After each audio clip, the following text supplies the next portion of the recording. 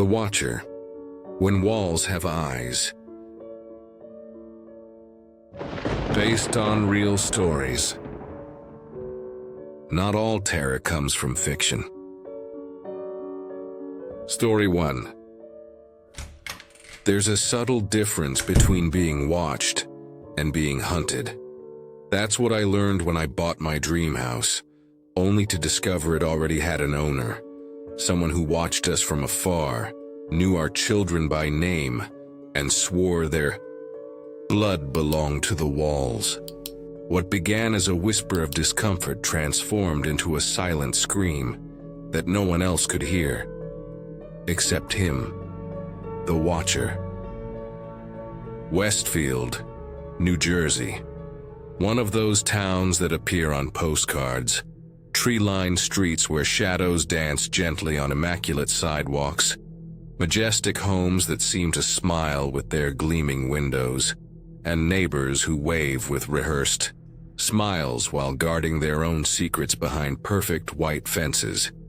It was here, in this meticulously designed suburban paradise, that we found 657 Boulevard, a $1.3 million colonial mansion with white columns that supported more than just the roof.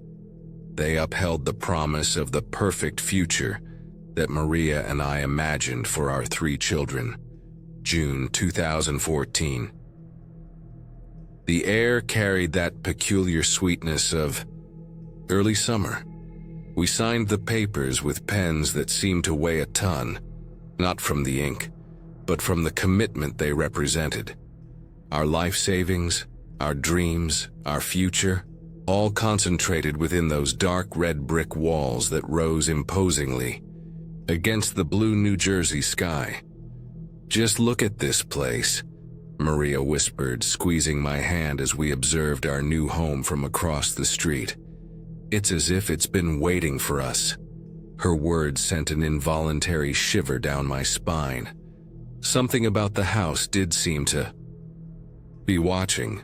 The windows like empty eyes, the front door like a slightly open mouth, the chimney exhaling a silent sigh. The first letter arrived before we had moved a single piece of furniture inside. It was a simple, white, ordinary envelope, the kind that easily gets lost among bills and advertisements. Except it was addressed to the new owners in meticulous, almost artistic handwriting. I opened it on the porch while Maria discussed paint colors on the phone with the decorator. The paper was high quality, heavy with a texture that suggested formality, like an invitation to an event you secretly don't want to attend. "Dear new owners," it began. The first line seemed innocent. A welcome message, perhaps. Then, "Did you know that the house at 657 Boulevard has a long history? This house has been the subject of my family for decades, and as it approaches its 110th birthday, I have been assigned as the Watcher." The ink seemed pulsating, as if each word were printed with a living liquid. My eyes rushed to the next paragraph. "My grandfather watched the house in the 1920s. My father in the 1960s. Now it's my turn." The air around me became dense, almost unbreathable. The tranquil suburban atmosphere dissolved into something more primitive, the instinct of alarm running up my spine like cold electricity. But what came next froze my blood, transforming it into sharp crystals that seemed to cut my veins from within. "You have children. I have already found out their names." Our children's names were written there in such delicate handwriting that it seemed almost like a disturbing caress on the paper, a forced intimacy, an invisible violation. "Are you bringing children to my house? That's good. I need young blood." I raised my eyes from the letter, frantically scanning the street, the neighboring houses, the distant windows. Everything seemed normal. Cars passed by. A mailman delivered correspondence a few houses down. A woman walked her dog. But somewhere, eyes were watching me. I could feel them like tiny insects crawling over my skin. Even before we moved in, I began to notice things my brain desperately tried to ignore. Reflections in windows that didn't correspond to any visible object. The movement of a curtain in the neighboring house when there was no wind. The persistent sensation of a gaze on my back when we visited the property to plan renovations. One afternoon, while measuring the room that would be our youngest son's, I had the acute sensation of not being alone. The room was empty. White walls, polished, wooden floor, a small built-in closet whose door was slightly ajar. "Hello?" I called, immediately feeling foolish. No one answered, of course. I approached the closet, noticing how my steps sounded muffled, as if the air itself absorbed the sound. I reached for the door, hesitated, then opened it completely. Empty. Except for a single mark on the back wall, a small perfect circle, like what would be made by a telescope lens pressed against the surface. The second letter arrived a week later. My hand trembled as I opened it. The same expensive paper, the same obsessively precise handwriting. "Have you changed the children's rooms? Better not. I like to watch them play in that room." The room facing the street. How did he know? We hadn't told anyone about our renovation plans. We had only briefly commented, Maria and I, alone, inside the car, about changing the rooms to maximize sunlight. "Have you found what's in the walls?" In the walls, inside them.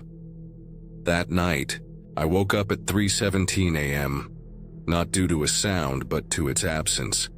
The silence was absolute, oppressive, as if the air had been drained from the world. Beside me, Maria breathed deeply, unaware. I got up and went to the window of our temporary hotel room. From a distance, silhouetted against the night, the house at 657 Boulevard seemed to be watching back. We took the letters to the Westfield police the next day. The detective who attended us, a middle-aged man with eyes that had seen too much, flipped through them with a neutral expression that seemed rehearsed. "It's probably some neighbor, unhappy with the sale," he suggested, though his tone didn't convey much conviction. "Maybe someone who wanted to buy the property and lost to you." His words were reasonable, but his eyes told a different story. Something about those letters disturbed him more than he admitted. "We've seen things like this before," he added, without explaining when or where. "We'll increase patrols in the area." It wasn't enough.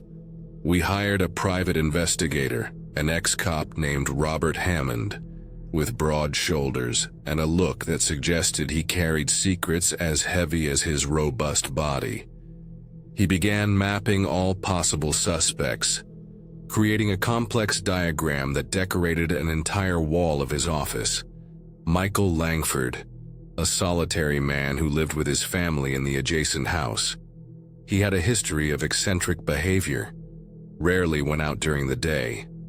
His neighbors mentioned unexplained incidents, but refused to elaborate. The former owners who sold the house for a price slightly below market despite high demand. Why? What motivated them to leave? A former real estate agency employee who had access to the house plans and was fired weeks before the sale. "What worries me," Hammond said one day, while examining aerial photos of the property, "is not who sent the letters, but the knowledge they demonstrate. Information about your children that isn't publicly available. Details about private conversations." He paused, his eyes fixed on a distant point beyond the window. It's as if the walls really did have ears.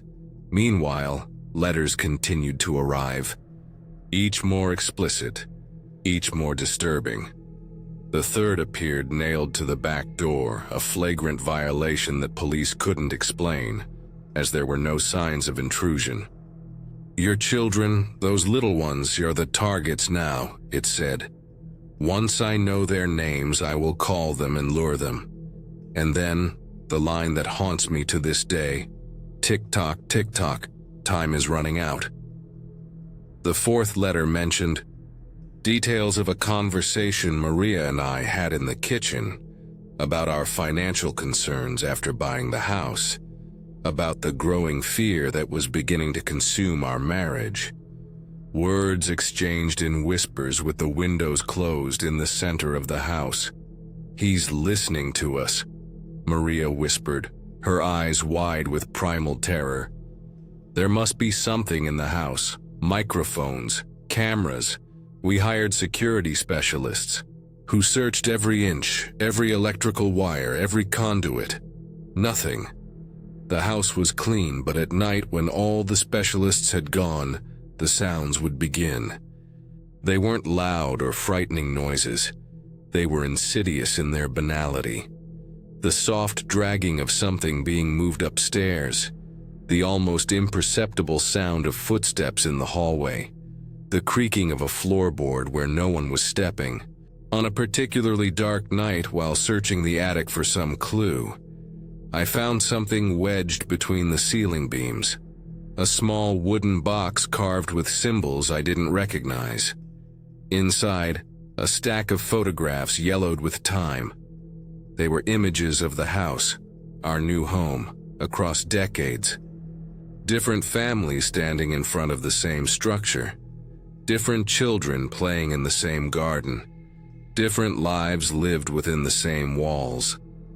In each photo, a small X had been drawn over one of the faces. Always the youngest children. The back of the last photo, a smiling family from the 1990s. A single sentence written in the handwriting I knew all too well. All houses need a watcher. All houses need fresh blood. We never officially moved into the house. The terror had become too great. A tangible presence that coiled around us like poisonous fog.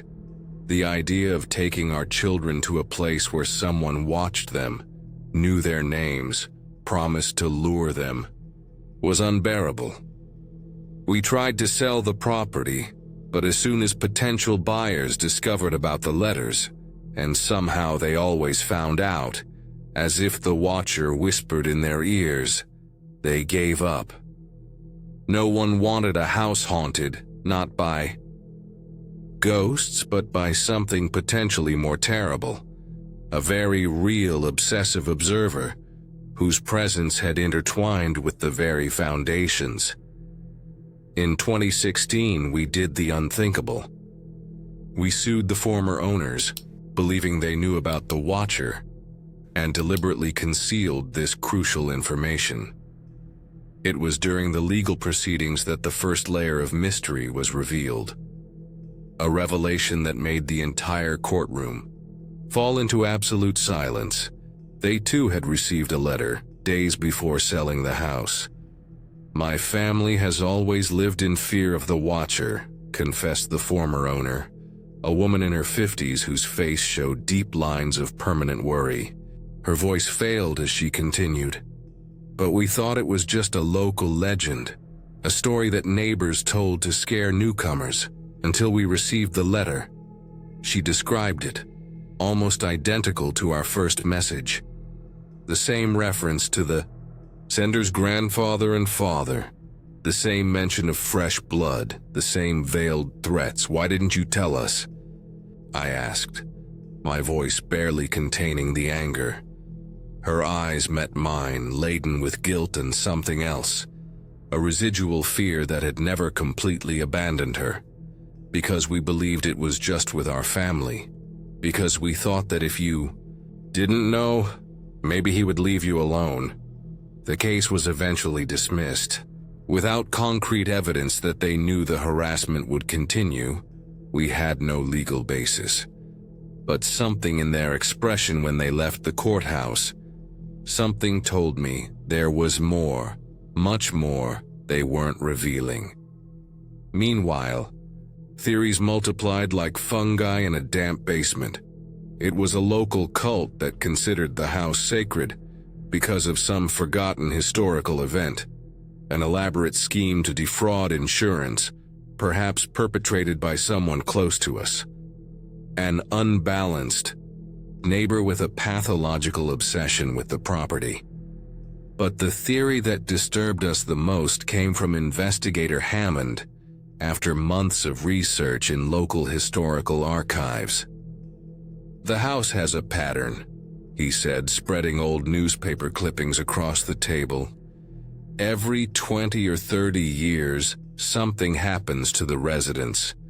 Not just letters, disappearances, unexplained accidents, family tragedies." He pointed to an article from 1963. A missing child never found. Another from 1987, a mysterious fire that killed a couple while they slept, inexplicably sparing their children. "The letters are just the beginning," Hammond whispered, his finger tracing a line between the incidents, as if mapping constellations of horror. "He's testing you, waiting, watching how you react before—" He didn't complete the sentence. He didn't need to. That night, I returned to the house alone. Against all warnings, against all logic. I needed to see for myself, one last time. The interior was empty, our furniture never having been delivered. The echo of my steps reverberating in the empty spaces like a lonely heart. On the second floor, I entered the room that would be our youngest son's. Moonlight came through the window, projecting strange patterns on the wooden floor. I approached the wall facing the Langfords' house and pressed my ear against it. At first, nothing. Then a light sound, like breathing.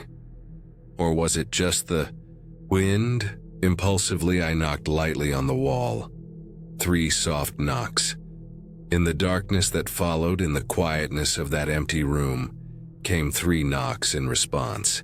From inside the wall, I backed away, my heart racing. I was about to flee when I noticed something in the corner of the room, a small tear in the wallpaper, revealing an opening the size of a coin. An opening that wasn't there before. I slowly approached and looked through it. On the other side, an eye was watching me back. In 2019, we finally managed to sell the house, at a loss of hundreds of thousands of dollars. The new owners knew the story, but decided to risk it.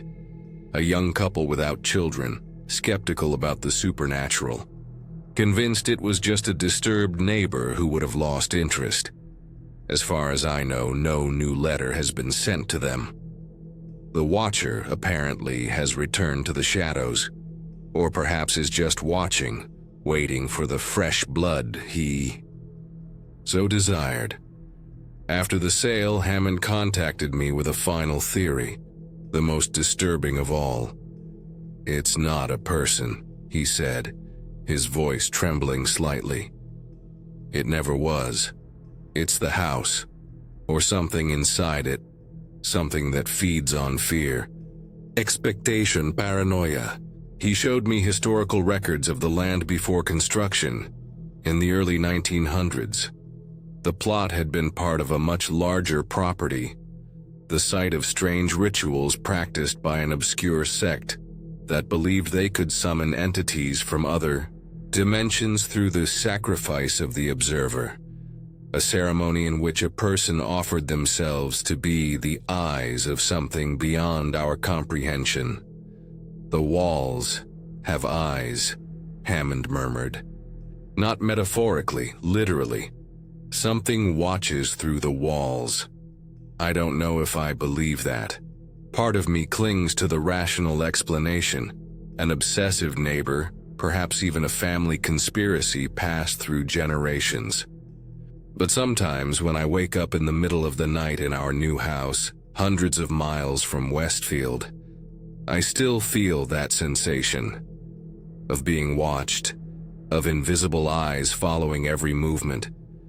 I check my children's rooms, the locks on the doors, the windows. I take the children to school by different routes each day, and I wonder if we'll ever truly be free. The police never identified the watcher. The investigation remains officially open, but without new clues for years. The house at 657 Boulevard is still there, imposing with its windows that seem like eyes watching the street. Last week we received correspondence without a return address. Inside there was no letter, just a photograph. Our current house, taken from a distance with our 3 children playing in the garden, their faces circled in red ink. On the back, a single line: "You should never have looked through the wall." They say that when you gaze long enough into the abyss begins to gaze back at you. But what about when the walls that should protect you become the very eyes of the abyss? When the sanctuary becomes the prison? Perhaps the real question isn't who the watcher was, but what he served. Story 2.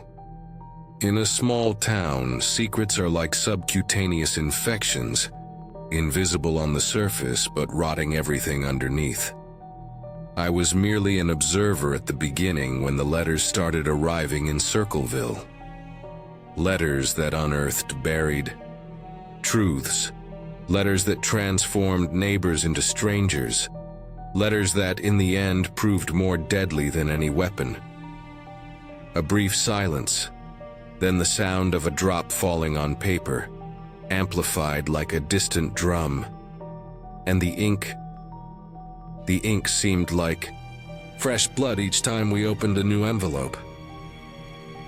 Circleville, Ohio, 1970s. The kind of place that appears in margarine commercials, where crops ripple in golden fields to the horizon, where white wooden churches have more seats than the local population, where the same surnames appear on mailboxes for generations. I grew up here, among the constant whisper of cornfields and the low hum of secrets shared on the back pews of church on Sundays. A town of 13,000 inhabitants where even the air seemed thick with untold stories. Summers were long in Circleville, days that dragged like hot molasses, nights of crickets singing while adults drank bourbon in the darkness of shaded porches, speaking in half words about things we children weren't supposed to understand. The main square was dominated by the county courthouse, a Victorian building with a clock that never showed the right time, as if time itself was merely a suggestion. In Circleville, around it the same stores, the same faces, the same routines, year after year after year. It was in this setting of apparent immutability that the letters began to appear, like stones thrown into the surface of a tranquil lake. August 1976. The night was unusually warm, even for August, as if the air itself was feverish. I remember checking the mailbox at dusk, that moment of day when shadows lengthen like slender fingers across the grass. The envelope was there, common, white, anonymous, except for my name and address cut out from magazines, like a cheap ransom note, no return address. I opened it right there under the orange twilight. The message was short, typed with an almost worn-out ribbon. "I know what you did at the Petersons' house in April." My stomach dropped. The paper trembled in my suddenly numb hands. I swallowed hard, looking around like a cornered animal. The street was deserted, the neighboring houses silent silhouettes against the darkening sky. Nobody could know about that. Absolutely nobody, except someone did. The letters didn't stop with me. Like a silent infection, they spread throughout the town, infiltrating seemingly impenetrable homes, sliding under the doors of carefully constructed lives. Gordon Massey, my cousin by marriage, received his on a rainy Wednesday. I found him at Bache's diner, trembling hands holding a coffee cup he wasn't drinking. His eyes, normally sharp as a hawk's, seemed unfocused, lost in something either too distant or too close to be clearly seen. "You too?" I asked, sitting across from him. The words seemed heavy in the diner's humid air. He just nodded, sliding his envelope across the worn Formica table. The message was similar to mine. Direct, threatening, too intimate to be a random prank. "How could they know?" he whispered, his voice almost inaudible beneath the clinking of cutlery and the low murmur of other conversations. Conversations that, I noticed, had decreased in volume, as if the entire town was now speaking in code. In the following weeks, the whispers grew louder. Sheriff Stevens received a letter mentioning an affair with his secretary, the elementary school principal, an insinuation about diverted funds. Pastor Mitchell's wife, something about her past before coming to Circleville, a past she swore had been buried for decades. Each envelope contained a fragment of darkness, a secret whispering underneath the skin of the town, now exposed to the open air like an open wound. "I know about you and the math teacher. I know how much you stole from the community fund. I know what you do with your stepdaughter when your wife travels." The most disturbing aspect wasn't the accusations themselves, it was their precision. Details that only someone very close could know. Specific times. Exact words exchanged in private conversations. The name of the motel on the road to Columbus. The exact amount diverted. The color of the dress she wore that night. The town began to silently implode. I saw decades-long friendships shatter with a look. Marriages crumble into prolonged silences. Trust, that fragile currency that sustains small communities, was being shredded, letter after letter. In October, the messages changed in tone. They became direct threats. Mary Gillespie, a school bus driver whom I knew only by sight, began receiving letters accusing her of having an affair with the school superintendent, Gordon Massey.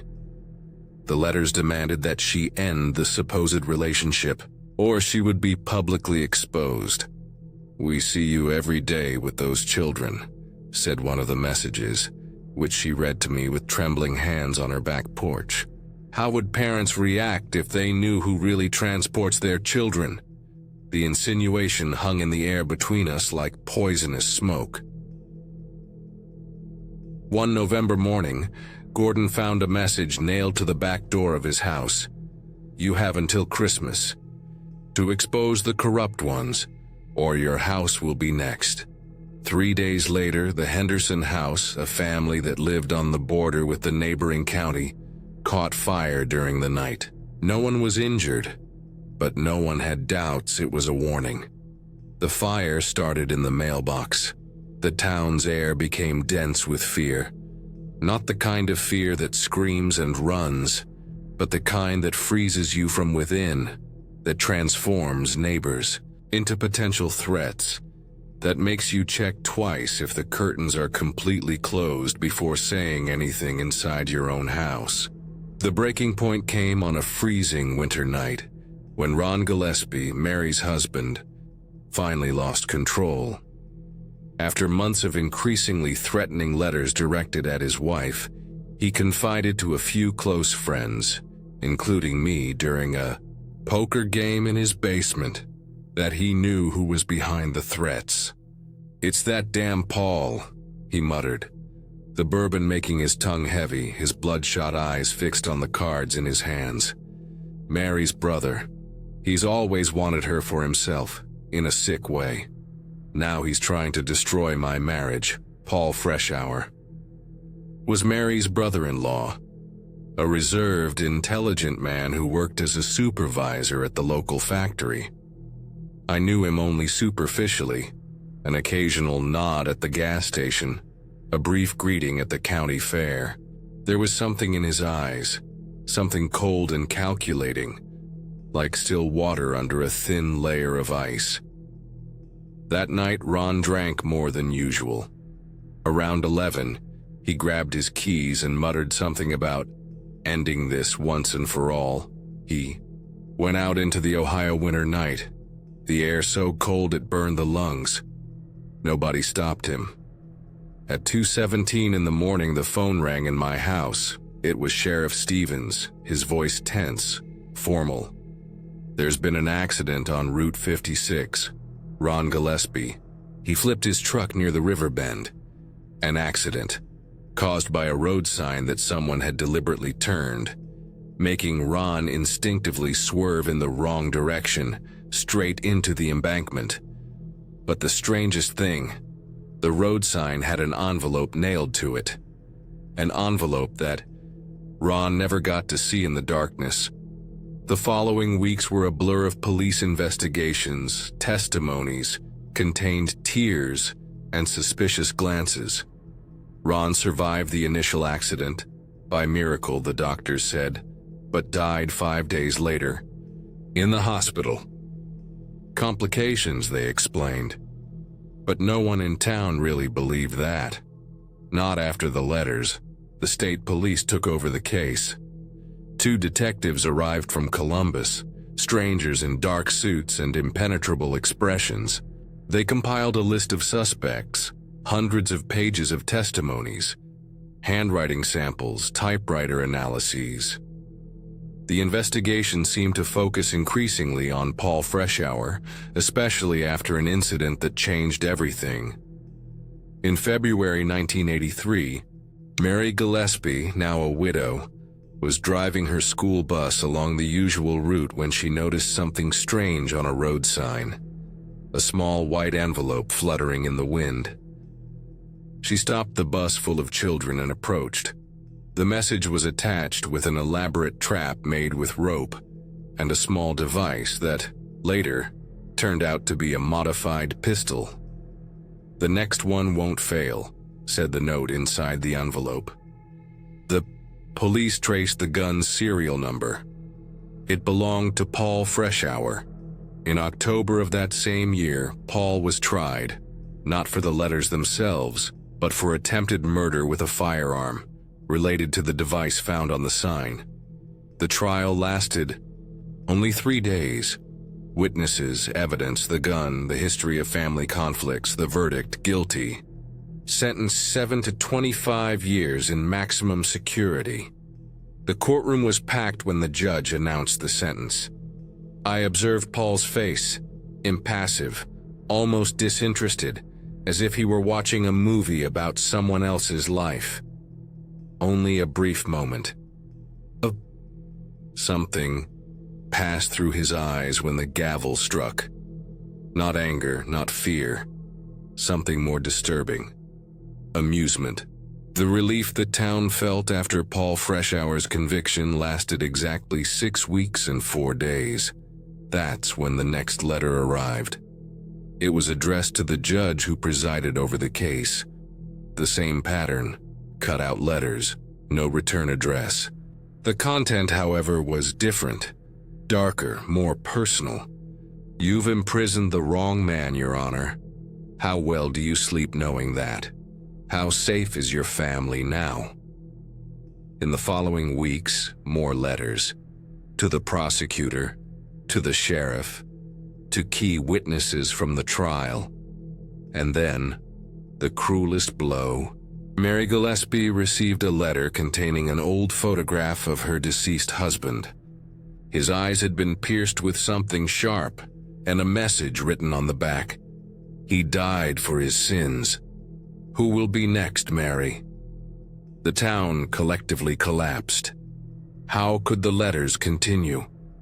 Paul Freshour was in Lima Penitentiary, in almost complete isolation. No access to paper, envelopes, stamps. Each of his limited correspondences was rigorously monitored. Theories multiplied like weeds after a summer rain.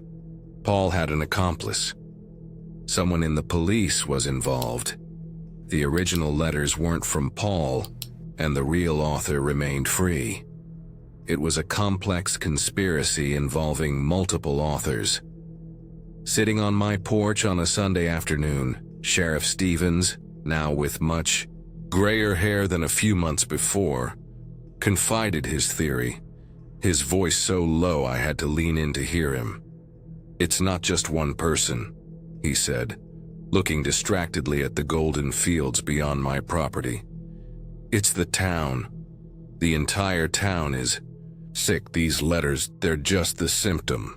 Then came the letter that destroyed all theories, that transformed a disturbing mystery into something almost supernatural. In 1984, Paul Freshour received correspondence in prison. A simple envelope passed through the rigorous prison security system. Inside, a message that made even the most experienced guards pale. "Now when I speak, you listen. Damn you. You're nothing but an idiot scapegoat. They needed someone to blame. I'm closer than you think." The letter had no postmark. No one could explain how it entered the prison system. Guards were interrogated, cameras reviewed. Nothing, and if that wasn't disturbing enough, on the same day, several people in Circleville received the same message. If you think he Freshour wrote the letters, you're wrong.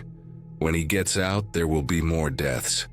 On a foggy autumn morning, I visited Paul in prison. I don't know exactly what motivated me. Morbid curiosity, perhaps, or something. Deeper, more disturbing. A feeling that the answers were all before us, just waiting to be read, like the letters themselves. He seemed smaller behind the glass, older, shoulders hunched under the orange uniform. But his eyes remained the same. That calculating coldness, like a predator observing something that represents neither threat nor interest. "Why did you want to see me?" he asked, his voice surprisingly soft through the phone. "The letters keep coming," I replied. "Even with you in here." A thin, almost imperceptible smile crossed his face. "People see what they want to see," he said. "They needed a monster, so they turned me into one. But you and I know, the real monsters are never so obvious." "Are you saying you're innocent?" "I'm saying that Circleville has more secrets than letters."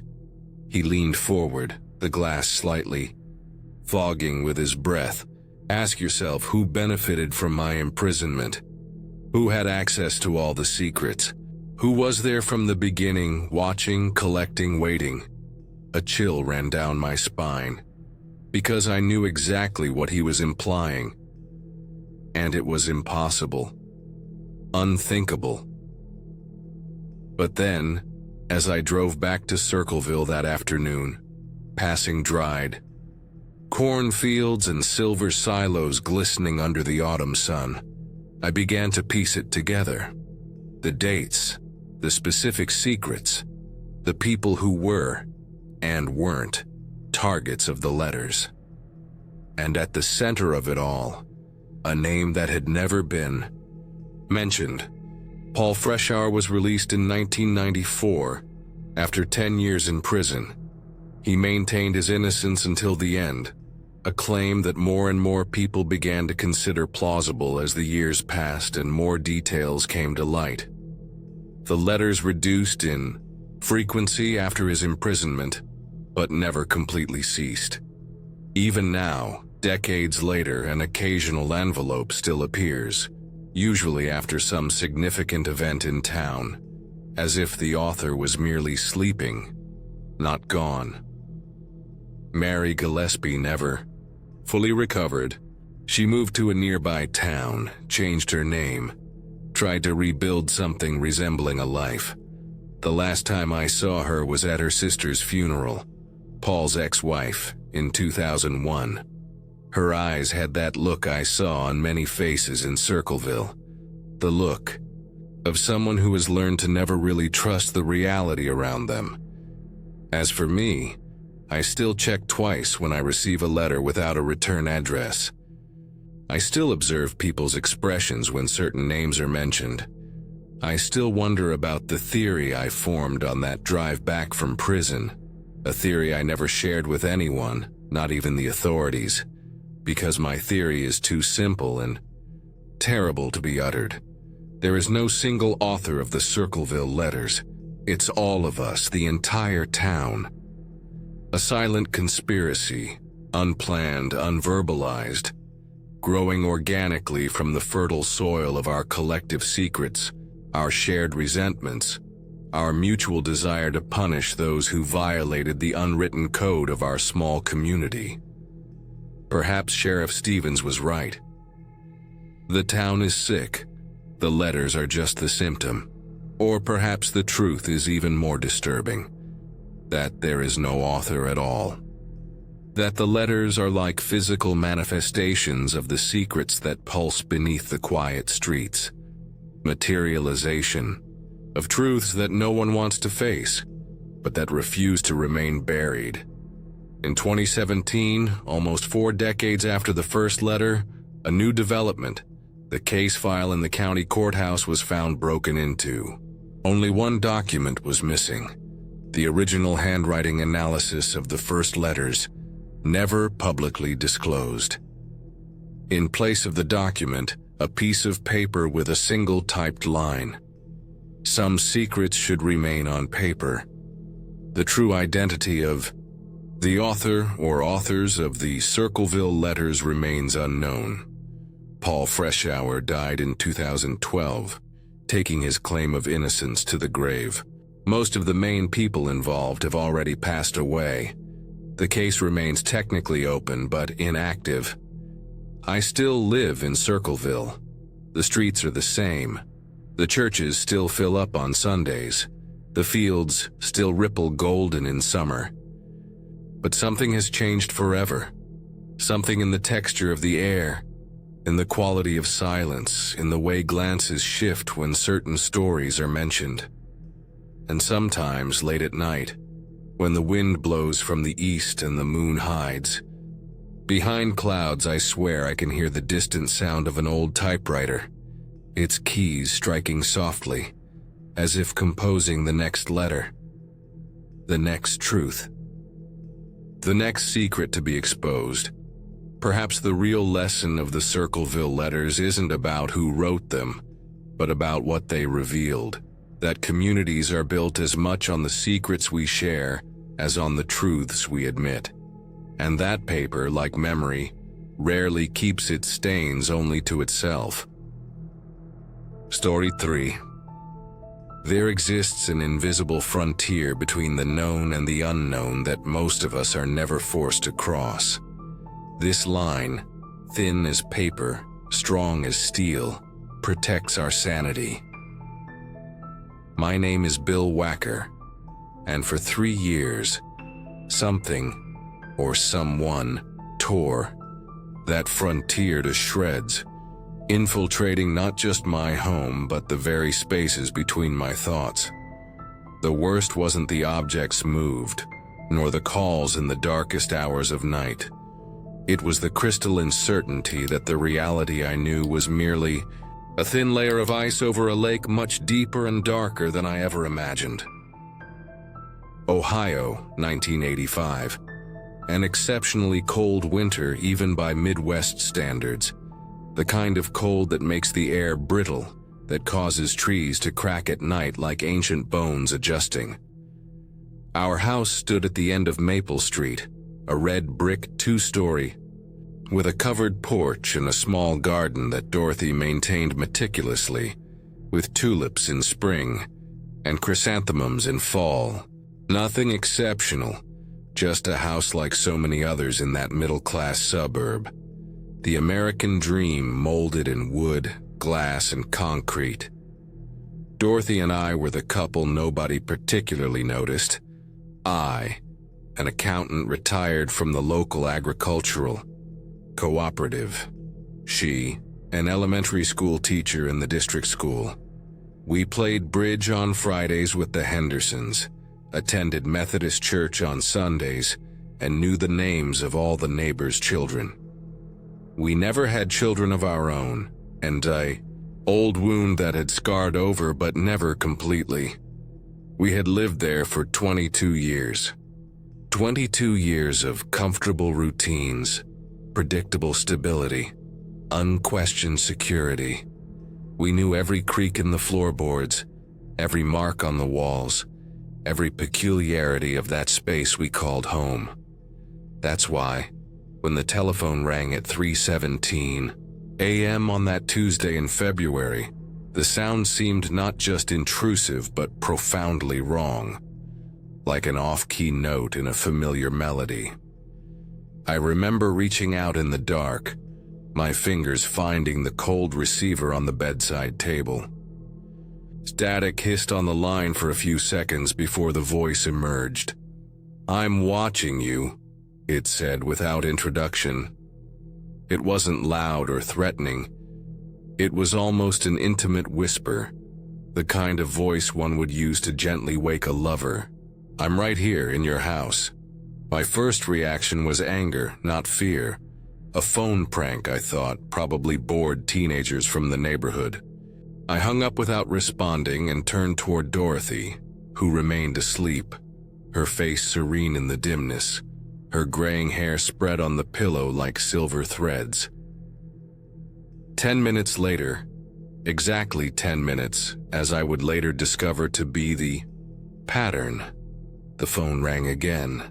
This time the static seemed denser, as if the call came from very far away, or from some impossible place. "Your wife wears a blue nightgown," said the same voice, now with a metallic quality that made my skin crawl. "She has a birthmark on her left shoulder, shaped like a half moon. You left the kitchen windows unlocked. The milk in your refrigerator is 3 days expired." I froze, the phone stuck to my ear like a parasitic creature. Dorothy was wearing her blue nightgown that night. The birthmark on her left shoulder was visible only when she was undressed. And as for the milk, I had noticed. It was sour that morning but hadn't checked the date. "Who are you?" I asked, my voice weaker than I intended. A long silence filled only by the sound of breathing on the other end, a slow, controlled rhythm, almost meditative. "I am the one who has always been here," it finally answered. "The one who watches." The line went dead. I got up immediately, turned on all the lights in the house, checked every door, every window. As the intruder had said, the kitchen window was unlocked. Not open, but the latch wasn't engaged.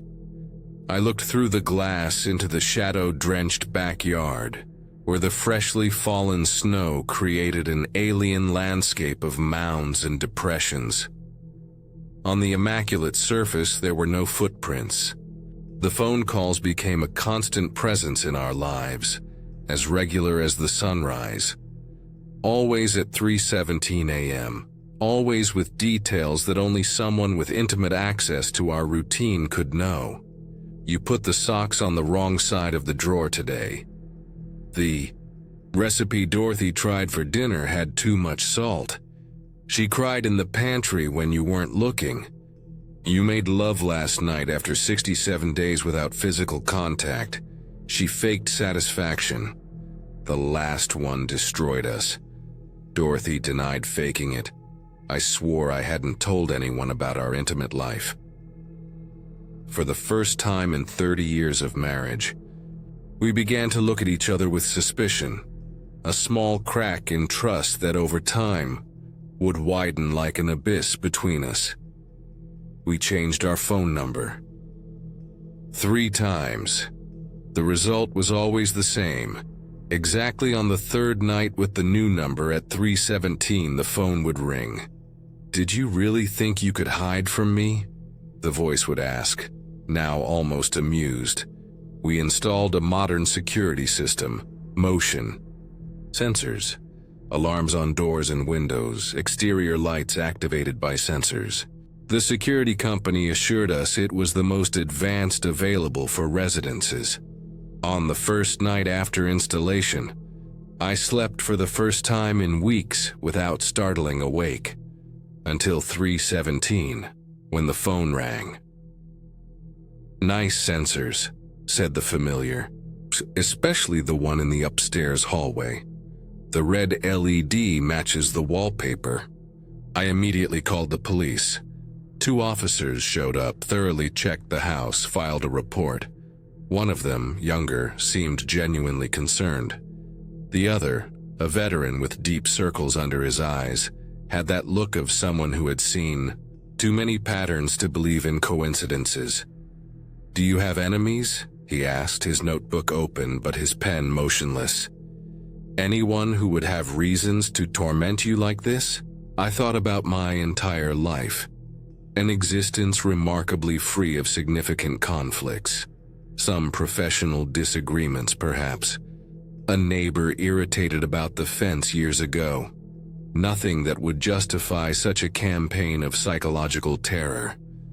"No," I answered, feeling the weight of that simplicity. It would be easier if there were a motive, a face to put to that voice. It was that night that the letters began. The first was on Dorothy's pillow when we went up to bed. Not in our mailbox, not delivered by a postman. On her pillow, in a house, now locked, alarms activated. Increased policing in the area. A common white envelope with no external markings. Inside, a single sheet of high-quality paper. The message was typewritten, not printed but created on an old typewriter. The letters slightly misaligned, some darker than others. "You should change the locks. Not that it will help. Some doors were not made to remain closed." The handwriting was meticulous, almost beautiful in its precision. Dorothy began to cry, a low and continuous sound that seemed to come from somewhere very deep inside her. I called the police again. This time, 4 officers came and a forensic technician. They searched every inch of the house, repeatedly tested the alarm system, checked all possible entries. "There are no signs of a break-in," concluded the detective assigned, a man named Merrick with a thick mustache and eyes that had seen too much. "No fingerprints besides yours and your wife's. No evidence of forced entry." "Then how?" I asked, frustration making my voice higher. "How did this get to our bedroom?" Merrick sighed, rubbing the space between his eyebrows. "It's probably some neighbor with a spare set of keys," he suggested. "Some housekeeper who worked for you? Any relative with whom you've had a disagreement?" We changed the locks the next day, installed more cameras at the entrances, in the hallway, even in the bedroom. Hired a private security guard to watch the house at night.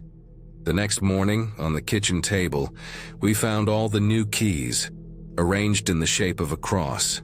Beside them, a note. "Nice keys, thanks for the copy."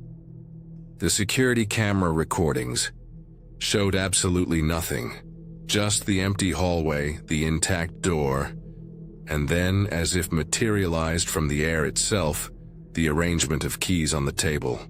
The true nature of our torment only became clear when things began to disappear, only to reappear days later in impossible places, as if reality itself was being distorted around us. Our wedding rings were the first, kept in the safe built into our wall, protected by a combination that only Dorothy and I knew. On a Thursday in March, we opened the safe to find it empty, except for a small piece of paper with a single word: borrowed. The police intensified the investigation. They checked all pawn shops within a 100-mile radius, interrogated all neighbors, some more than once. The case began to attract attention beyond our small community. A local newspaper reporter wrote an article titled "Terror in Real Time: The Torment of the Wackers." On the following Sunday, after returning from church, I opened the refrigerator to get juice and found our wedding rings, frozen inside 2 perfectly formed ice cubes, floating in a glass of water. Beside it, a note: "Preserved for you." But the intrusion that most shook our perception of reality came 2 weeks later. The pocket watch that had belonged to my father, a solid gold object with more sentimental than monetary value, disappeared from the locked drawer of my desk. For 7 days, we obsessively searched the house, turning over every corner, every possible hiding place. Then, on a particularly cold morning, Dorothy screamed from the garden. I ran outside and found her kneeling in front of one of the planters, on the porch, her hands violently trembling. The planter had contained only dry soil an hour before when Dorothy had gone out to get the newspaper. Now a plant had grown in it. Not a natural plant, but a bizarre construction made of wire and metal, forming the silhouette of a dead tree. Hanging from one of the metal branches was my father's watch. When I took it from the improvised branch, I noticed something disturbing. The hands of the watch had been altered. No matter which way we turned the hands, they always returned to show 3:33, regardless of the actual time. The investigators were perplexed. They installed even more sophisticated surveillance cameras inside and outside the house. 24-hour recordings, constant monitoring, a police officer stationed on our street. Like a phenomenon that seemed to defy physics, they sought a rational, methodical explanation. On one night in April 1986, all cameras failed simultaneously for exactly 47 minutes. Not just one or two, all 16 cameras distributed throughout the property. When they began functioning again, the scene captured froze the investigators' blood. All the furniture in the living room had been turned upside down. Not just moved or rearranged. Each piece was precisely inverted. The sofa, too heavy to be lifted by one person alone, was perfectly balanced on its back. The armchairs, the coffee table, even the lamps, everything inverted with a disturbing mathematical precision. In the center of the room, a perfect circle had been traced on the carpet, with what tests would later reveal to be human ashes of unknown origin. Once again, no sign of a break-in. No explanation for how someone could enter and exit without leaving traces, much less perform such a feat in less than an hour. That's when the authorities began to treat the case with renewed seriousness. Forensic psychologists were called in to profile the possible intruder. They spoke in clinical terms about pathological voyeurism, malignant narcissism, organized sadism. "We're dealing with someone extremely sophisticated," explained Dr. Eleanor Reeves, the forensic psychologist assigned to the case. "Someone with advanced knowledge of security systems, possibly military or police training, but also someone with a pathological fixation on you two, specifically." "Why us?" Dorothy asked, her voice small, almost childlike. "We're so ordinary." Dr. Reeves hesitated, adjusting her dark-rimmed glasses. "Sometimes," she said carefully, "it's not extraordinariness that attracts this type of predator, but precisely the opposite. Perfect normalcy, the successful common life. It represents something they can never have." The police began investigating ex-military personnel in the area, former police officers with disciplinary histories, unemployed security specialists.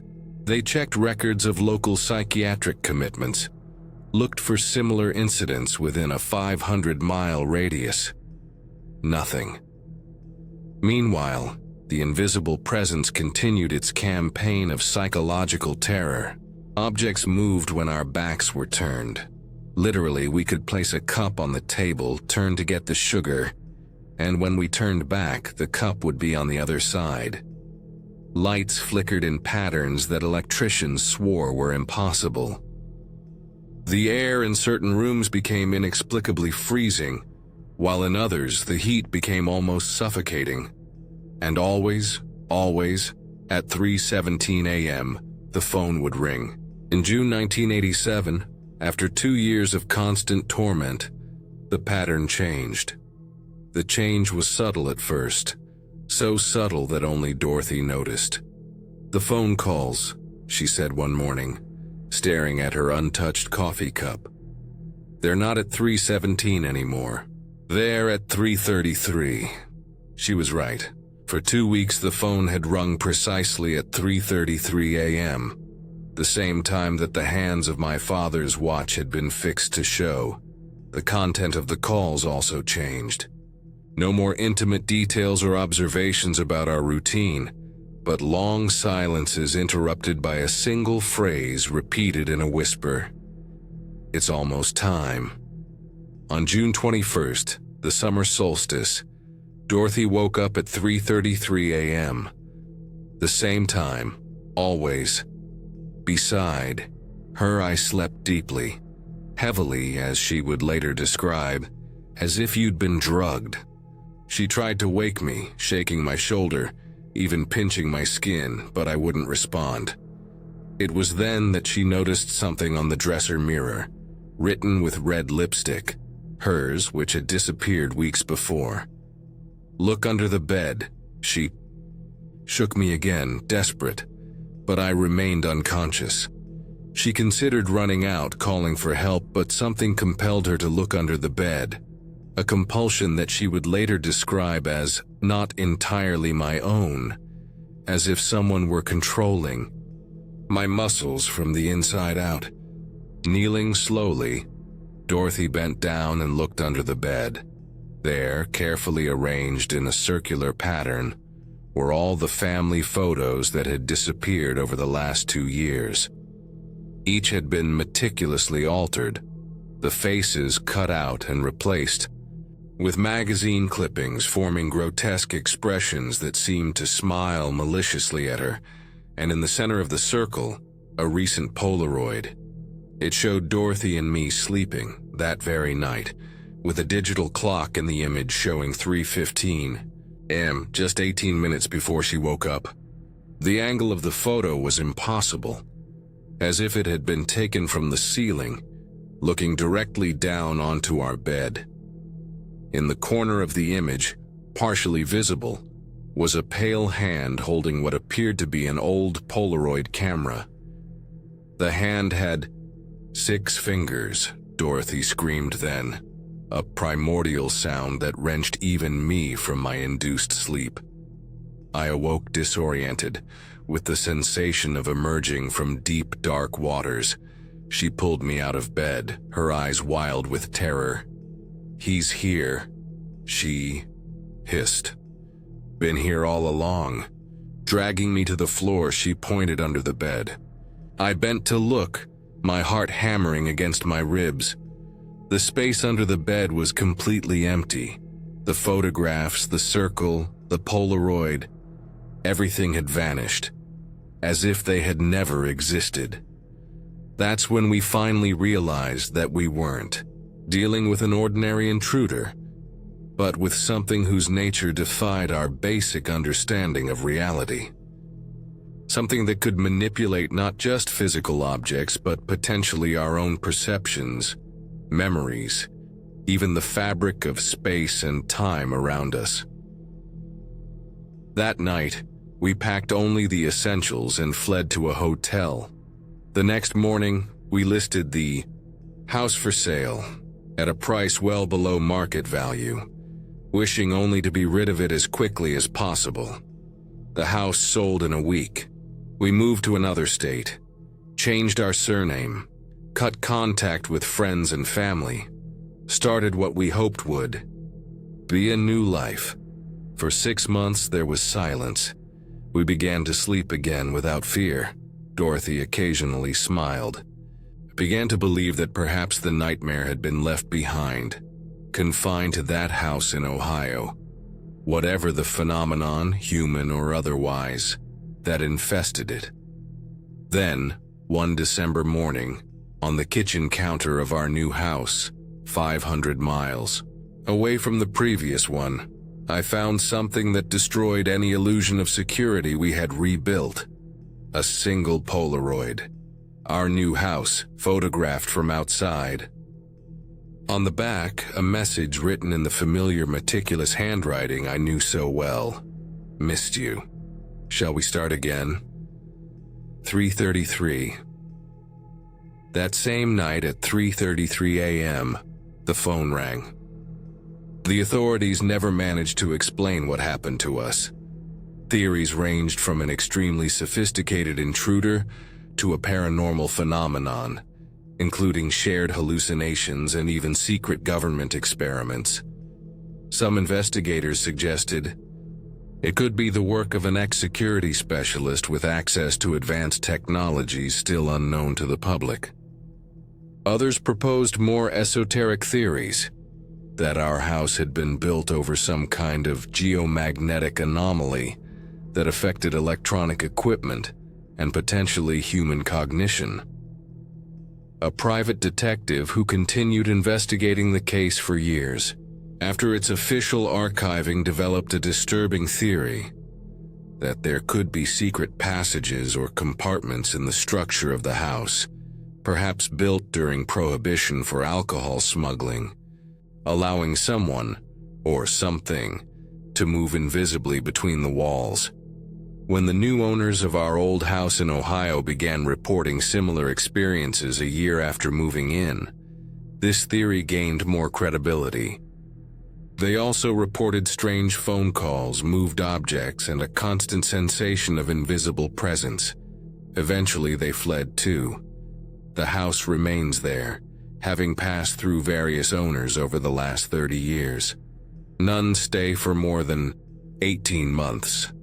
Currently, it's empty. Its once immaculate gardens now wild and neglected, the windows covered with boards.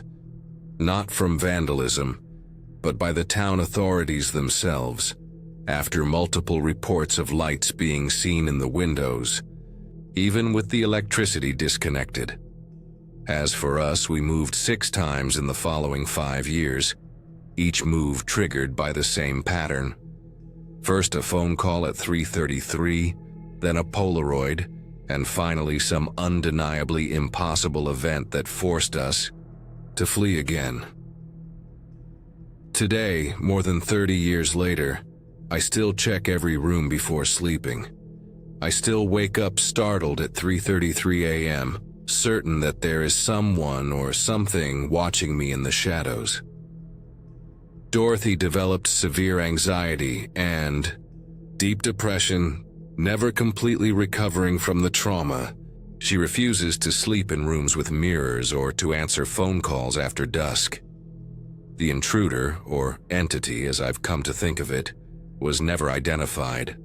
The manifestations diminished over time, becoming more subtle, less frequent, but never completely ceasing. Sometimes months pass without incidents. Then, when we begin to lower our guard, a small sign appears.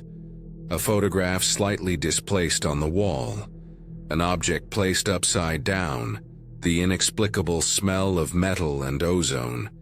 In a closed room, the specialists we consulted over the years offered increasingly esoteric explanations, from poltergeist activity triggered by psychological stress to theories about temporal or dimensional breaches.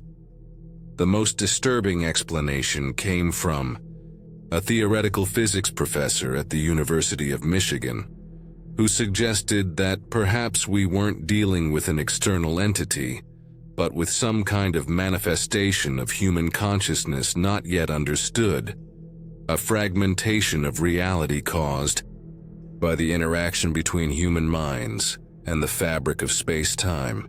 Perhaps, he proposed, his eyes gleaming with academic fascination behind thick glasses, it's not that something is watching you. Perhaps it's that part of yourselves is watching, from an impossible angle.